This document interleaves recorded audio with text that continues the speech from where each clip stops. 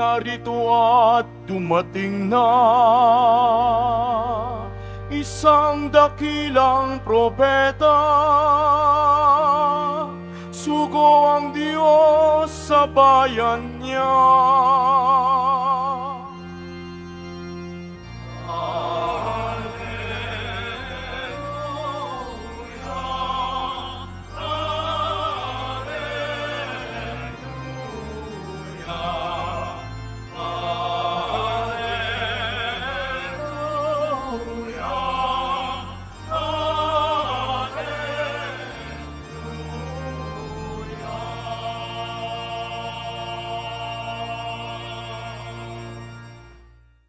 Sumainyo ang Panginoon. At sumaiyo rin. Ang mabuting balita ng Panginoon ayon kay San Juan. Papuri sa iyo, Panginoon. Noong panahong yun, tumawid si Jesus sa ibayo ng lawa ng Galilea na tinatawag ding lawa ng Tiberias. Sinundan siya ng napakaraming tao sapagkat nakita nila ang mga kababalaghang ginawa niya sa pagpapagaling sa mga may sakit. Umahon si Jesus sa burol kasama ang kanyang mga alagad at naupo roon. Malapit na noon ang pista ng Paskwa ng mga Hudyo. Tumanaw si Jesus at nakita niyang dumarating ang napakaraming tao. Tinanong niya si Felipe, "Saan tayo bibili ng tinapay upang makakain ang mga taong ito?" Sinabi niya ito para subukin si Felipe, sapagkat alam ni Jesus ang kanyang gagawin. Sumagot si Felipe, "Kahit na po halagang 200 denaryong tinapay ang bilhin, ay di sasapat para makakain ng tigkakaunti ang mga tao." Sinabi ng isa sa kanyang mga alagad, si Andres na kapatid ni Simon Pedro, "Mayroon po ritong isang batang lalaki na may dalang 5 tinapay na cebada at 2 isda. Ngunit gaano na ito sa ganyang karaming tao? Paupuin ninyo sila," wika ni Jesus. Madamo sa lugar na yaon, umupo ang lahat. Humigit kumulang sa 5,000 ang mga lalaki. Kinuha ni Jesus ang tinapay at matapos magpasalamat sa Diyos, ay ipinamahagi sa mga tao. Gayon din ang ginawa niya sa isda. Binigyan ang lahat hanggat gusto nila. At nang makakain na sila, sinabi niya sa mga alagad, "Tipunin ninyo ang lumabis para hindi masayang." Gayon nga ang ginawa nila, at nakapuno sila ng 12 bakol. Nang makita ng mga tao ang kababalaghang ginawa ni Jesus, sinabi nila, "Tunay na ito ang propetang paririto sa sanlibutan." Nahalata ni Jesus na lalapit ang mga tao at pilit siyang kukunin upang gawing hari. Kaya muli siyang umalis na mag-isa patungo sa kaburulan. Ang mabuting balita ng ating kaligtasan. Pinupuri ka namin, Panginoong Heso Kristo. Magsiupo muna ang lahat. Magandang hapon po sa inyong lahat. Ngayon po ay 17 linggo na sa karaniwang panahon at ipinagdiriwang din po natin ang pandaigdigang araw ng mga lolo't lola at nakatatanda. Nagpapasalamat po tayo sa Diyos sa grasyang kaloob ng pagkakaroon ng mga elders. Idalangin natin na pagkalooban pa sila ng Diyos ng marami pang taon sa kanilang buhay. Lagi nawa silang maging malusog at masigla. Nagtitiwala tayong hindi sila pinababayaan ng Diyos. Ang katotohanan din pong ito na hindi sila pinababayaan ng Diyos, maging tayo man, ang maliwanag nating napakinggan sa ating mga pagbasa. Para mapakain ang mahigit 5,000 katao sa Ebanghelyo, at ang mahigit 100 katao sa unang pagbasa, naghimala po ang Diyos. Ginawa niyang posible ang sa ati imposible. Sabi nga po ni Felipe, kahit na po halagang 200 dinaryong tinapay ang bilhin, ay di sasapat para makakain ng tigkakaunti ang mga tao. Ang sabi naman ng katuwang ni Eliseo, hindi ito magkakasya sa 100 tao. So, kumusta po kaya ang ating pananalig pag nahaharap tayo sa mga sitwasyong gaya ng mga ito na para bang hindi kaya, kulang, salat.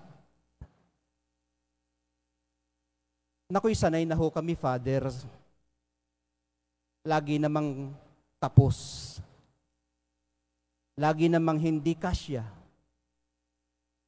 wala rin namang masyadong pagkakasyahin. Nakakalungkot na parang nasanay na nga tayo sa kasalatan. At nakakatawa pa tayo.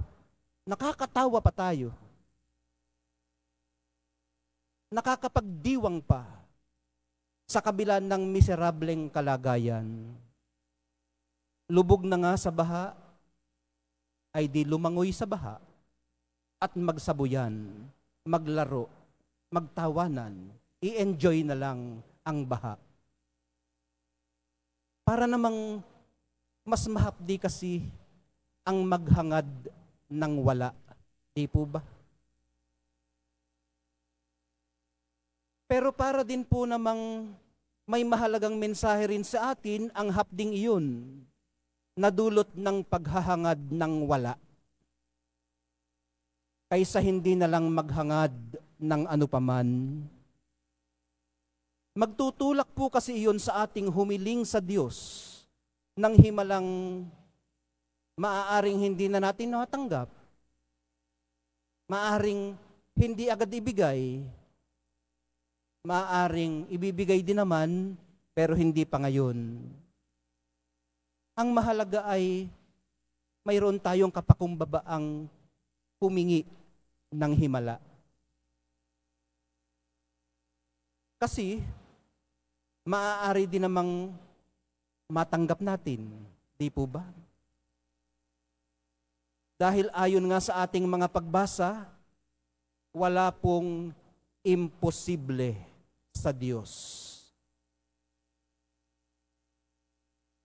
Ay bakit po kaya magpahanggang ngayon ay hindi pa natin natatanggap ang matagal na nating idinadalangin? Maging tayo po bang dumadalangin ay kapos din? Ang sagot po ay opo. Tayo man ay kapos din. Kulang tayo sa pananampalataya.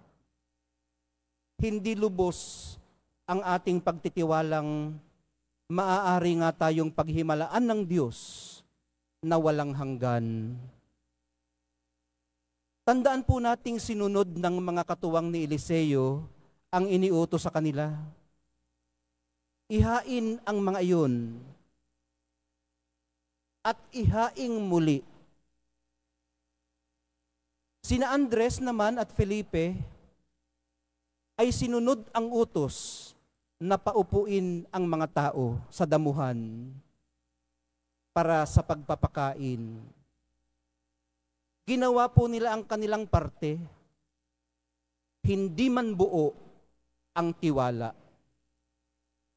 Tumalima po sila. Mayroon mang pagdududa. Kaibigan, ano ang hinihiling mo sa Nazareno? Ano kaya ang iniuutos muna niyang dapat mo munang sundin? Sa puntong ito, matutulungan po tayo ni Apostol Pablo. Makakahugot po tayo ng ilang gabay na tanong mula sa ikalawang pagbasa. Una, ano po ba ang ginagawa natin sa tinatamasa nating kalayaan?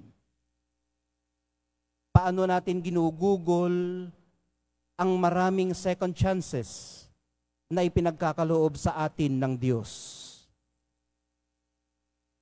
Ikalawa, Namumuhay po ba tayo gaya ng nararapat sa mga tinatawag ng Diyos? Tayo po ba'y mapagpakumbaba, mabait, at matyaga? Nagmamahalan po ba tayo at nagpapaumanhinan? At ikatlo, pinagsusumikapan po ba nating mapanatili ang pagkakaisang mula sa Espiritu sa pamamagitan ng buklod ng kapayapaan? Baunin po natin sa nagpapatuloy nating pagninilay ang mga katanungang ito. Hilingin natin sa Espiritu Santong pagkalooban tayo ng mga biyayang pantulong at nagpapabanal, samantalang pinagsusumikapan po nating maging mabubuting Kristiyano at tunay na deboto. Palakasin nawa ng banal na Eucharistia ang kakayanan nating manalig at magtiwala. Mahal na poong Jesus Nazareno, gaya ng mga katuwang ni Eliseo at ng inyong mga alagad, gawin niyo rin po kaming instrumento ng inyong paghihimala at daluyan ng inyong pagpapala.